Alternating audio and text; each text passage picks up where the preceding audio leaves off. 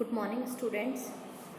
पाठ द्वितीय शब्द परिचय 2 के अंतर्गत हमने पहले पाठ का हिंदी में अनुवाद किया था और साथ में ही शब्दार्थ किए थे। अब हम इसके प्रश्न उत्तर करेंगे। तो पहला प्रश्न है इसका, वर्ण संयोजनम कृत्वा कोष्टके लिखत। अब जो पद है वर्ण संयोजन करके पदों को कोष्टक के अंतर्गत लिखना है। ठीक है, तो इसके अंतर्गत अब आप देखिए, पहला है उद य आ न ए उद्याने। पहला शब्द होता है हमारा उद्याने। इसी प्रकार से दूसरा शब्द देखिए, स थ आल ई क आ स्थालिका। ये शब्द होता है स्थालिका। जब इसके अंदर हमें पहले से ही आधा शब्द दिया हुआ है तो हम उसको हलंत लगा देंगे और दूसरा शब्द शुरू कर देंगे। ठीक है, उसी प्रकार देखिए, घ अ ट ई क आ घटिका। ठीक है, फिर देखिए स्त्रीलिंग शब्द दिया है इसके अंतर्गत, तो स त र ई ल ई ग ग और अह स्त्रीलिंग है। ठीक है, फिर हम करेंगे स्त्रीलिंग। इसी तरह से देखिए, म आ प ई क आ मापिका। ठीक है, फिर शब्द आता है मापिका। फिर दूसरा देखिए, पदानाम वर्ण विच्छेदनम प्रदर्शित। पदों का वर्ण विच्छेद करके हमें उसको प्रदर्शित करना है, उसे हमें लिखना है। कोकिले, क ओ, ये देखिए क ओ क ई और ल ए कोकिले, ये शब्द बन जाता है हमारा कोकिले। फिर दूसरा देखिए, इसी प्रकार से दूसरा शब्द है, हम लोग कर चुके हैं इसको, चटके। पहला शब्द है चटके। चटके दिया है च अ ट अ क ए चटके। धाविका द आ, ठीक है, द आ य ई क आ धाविका। इसी प्रकार कुंजिका शब्द है, क ऊ करके कु बन जाता है। इसी प्रकार य और च और ई मिलके कुंजिका, क और आ मिलके का, तो पूरा बन जाएगा कुंजिका। इसी प्रकार से खटवा, ख अ ट व और आ खटवा। इसी प्रकार नेक्स्ट है छुरिका, छ उ छु र उ री क आ का छुरिका। ये शब्द हो जाता है हमारा छुरिका। फिर देखिए, चित्रों को देखकर इसके अंतर्गत शब्द बताने हैं। तो यहाँ पर पुस्तक के अंतर्गत यहाँ मेज है, मेज को उत्पीठिका कहते हैं, पेटी को पेटिका बोलते हैं, नाव को नौका, चटका चिड़िया को, महिला औरत को और मापिका स्केल को।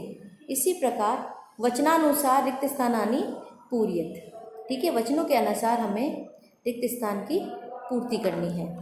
तो ये देखिए, एक वचन, बहुवचन, एक वचन, द्विवचन और बहुवचन। संस्कृत में हमारे 3 वचन होते हैं। तो देखिए इसका पहला, गीता एक वचन, गीते द्विवचन, गीता बहुवचन। पेटिका एक वचन, पेटिके द्विवचन, पेटिका बहुवचन। खटवा खटवे खटवाह, सा ते ता, रोटिका रोटिके रोटिका। ठीक है, इसी प्रकार से एक वचन, द्विवचन और बहुवचन शब्द बनाए जाते हैं। इसी प्रकार देखिए, कोष्टकात उचित पदम चित्वा वाक्यम पूर्यत। हमें कोष्टक से सही शब्द को चुनकर वाक्य बनाने हैं। ठीक है, तो इसमें आ जाएगा लता अस्ति, सा अस्ति। इसी प्रकार से सुधा वदति, सा वदति। जवनी के दौलते, ते दौलते है।